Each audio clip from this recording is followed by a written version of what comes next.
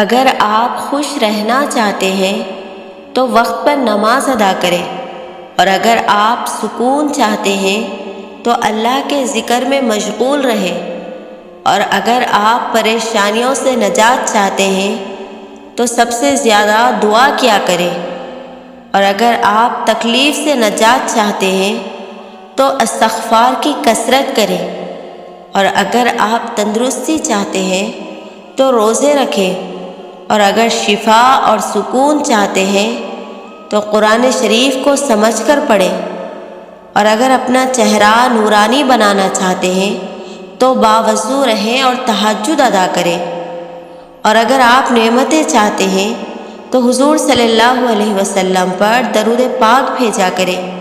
سب کچھ لکھا ہوا ہے، آپ کا رزق لکھا ہوا ہے، آپ کا ہمسفر لکھا ہوا ہے، آپ کا کیریئر لکھا ہوا ہے، آپ کی موت بھی لکھی ہوئی ہے، تو پھر آپ کیوں گھبرا رہے ہیں؟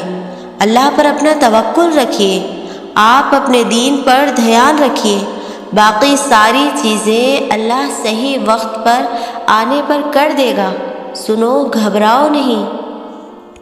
اس نے ابراہیم علیہ السلام کے لیے آگ کو ٹھنڈا کر دیا، اس نے مریم علیہ السلام کو بغیر مرد کے عیسیٰ علیہ السلام جیسی اولاد نصیب فرمائی، اس نے یونس علیہ السلام کو مچھلی کے پیٹ میں زندہ رکھا، اس نے موسیٰ علیہ السلام کے لیے سمندر کے بیچ میں راستہ بنا دیا، اس نے سلیمان علیہ السلام کو یہ طاقت دی کہ وہ جنات، چرند اور پرند جانور اور ہواؤں کو قابو میں کر سکتے تھے، اس نے ہمارے نبی صلی اللہ علیہ وسلم کے لیے چاند کے 2 ٹکڑے کر دیے۔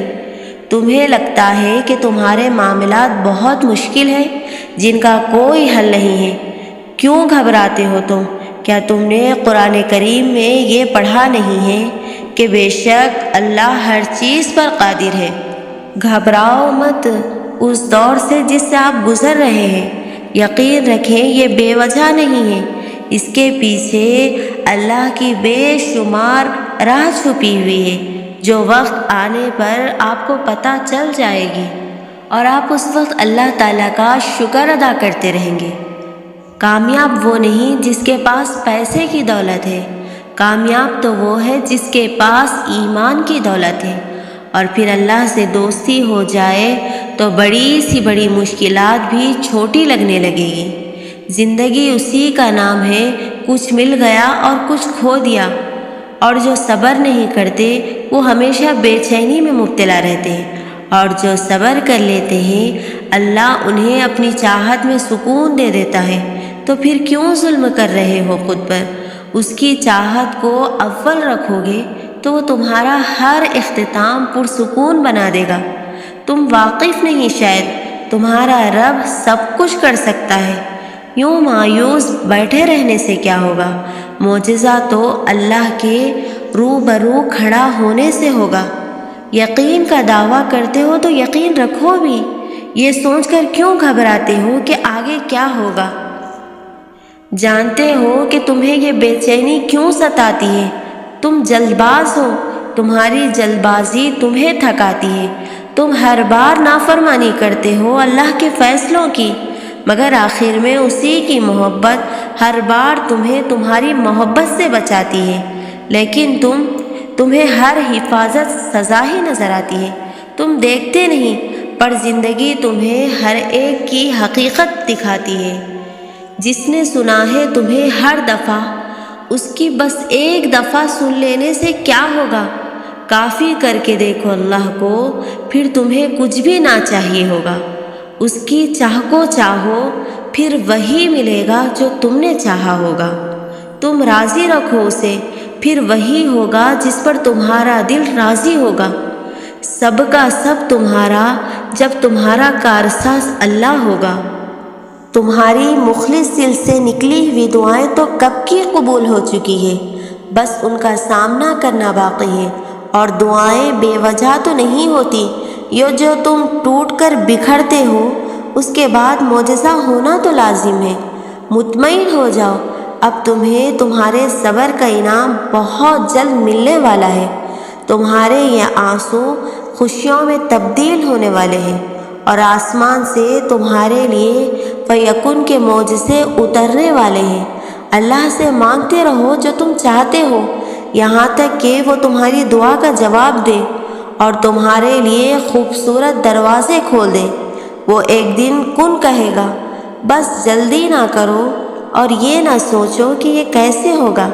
فکر کرنے میں اپنی توانائی ضائع نہ کرو، اپنے تقوی اور توکل کو مضبوط رکھو۔ اللہ پر توکل مضبوط ہو تو کام ناممکن نہیں، اور جب اللہ پاک کن کہہ دیتے ہیں تو کائنات کا ہر ذرہ آپ کے لیے وسیلہ بن جاتا ہے۔ اس دنیا میں حاصل لا حاصل کچھ ہے ہی نہیں۔ اوپر والی ذات آپ کا ساتھ نہیں دیتی جب تک آپ بے بس، لاچار، مجبور محسوس کرتے ہیں۔ اللہ چاہے تو آپ کو سب کچھ مل سکتا ہے، اور اگر وہ نہ چاہے تو آپ کچھ نہیں کر سکتے۔ خود کو اللہ کے سپرد کر دیں، پھر جو چیز آپ کو پسند ہے، جس وقت آپ کو چاہیے، آپ کی جھولی میں ڈال دی جائے گی۔ اور جب اللہ کی رضا کے بغیر اس کائنات کا ایک پتا بھی نہیں ہل سکتا، تو پھر تمہارے دل کا بار بار اللہ سے رجوع کرنا، اس سے مانگنا بے وجہ نہیں ہے۔ جو ہاتھوں میں اتنی جان ڈال دیتا ہے کہ وہ دعا کے لیے اٹھ سکے، تو وہ پھر ان اٹھنے والے ہاتھوں کی لاج بھی رکھ لیتا ہے۔ جو شدت سے مانگا جائے وہ ضرور ملتا ہے۔ اللہ پاک تڑپ ضائع نہیں جانے دیتا، وہ دلوں کے حال سے بخوبی واقف ہے۔ اور اگر نصیب میں بہتر ہوا تو جو تم چاہتے ہو وہ تمہیں وہی ملے گا، اور جب تمام راستے بند نظر آئے اور سب کچھ ناممکن لگنے لگے، تب یاد رکھنا کہ ایک راستہ ہے جو ہمیشہ کھلا ہے، اور وہ دعا کا راستہ ہے۔ اس راستے سے گزرنے والے ہمیشہ منزل تک پہنچتے ہیں، کیونکہ لفظ ناممکن میں بھی اللہ نے یقین رکھنے والوں کے لیے ممکن کو عیاں رکھا ہے۔ اور اللہ کی محبت اتنی خاص ہے کہ اگر انسان جائے نماز پر صرف سر جھکا کر بیٹھا ہے، کچھ نہ بھی بولے، تب بھی وہ رب کچھ لمحوں کے بعد ایسا سکون بندوں کے دلوں میں اتار دیتا ہے کہ لگتا ہے جیسے اس رب نے پریشان دل کو سمجھا دیا ہو کہ میرے بندے پریشان نہ ہو، میں ہوں نا، سب ٹھیک کر دوں گا۔ آپ میں جتنی طاقت تھی آپ نے اتنی دعا میں مانگ لی، اب باقی کا کام اللہ پر چھوڑ دیں، کیونکہ ان دعاؤں کو پورا کرنے کی طاقت صرف اسی کے پاس ہے۔ اور جو اللہ کی طاقت پر یقین رکھتے ہیں ان پر وہ اپنا خاص فضل کرتا ہے۔ اور یاد رکھو، اللہ کا فضل ہمیشہ معجزوں کی صورت میں ہوتا ہے۔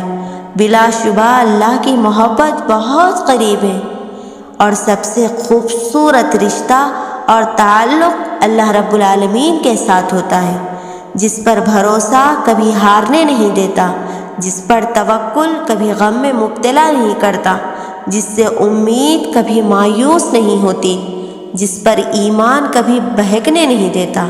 بے شک جس کا رب اس کا سب، اور بہترین لوگ بہترین نیت رکھتے ہیں، جس کی وجہ سے رب ان کے تمام کام سنوار دیتا ہے، اور جس کا کام رب سنوار دے اسے کوئی بھی بگاڑ نہیں سکتا۔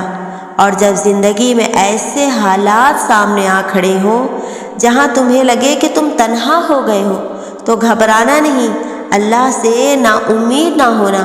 ہو سکتا ہے کہ اللہ نے تمہارے لیے لکھ دیا ہو کہ اللہ تعالیٰ سے چننے کے لیے تمہیں تنہائیوں کے راستے سے گزرنا پڑے گا۔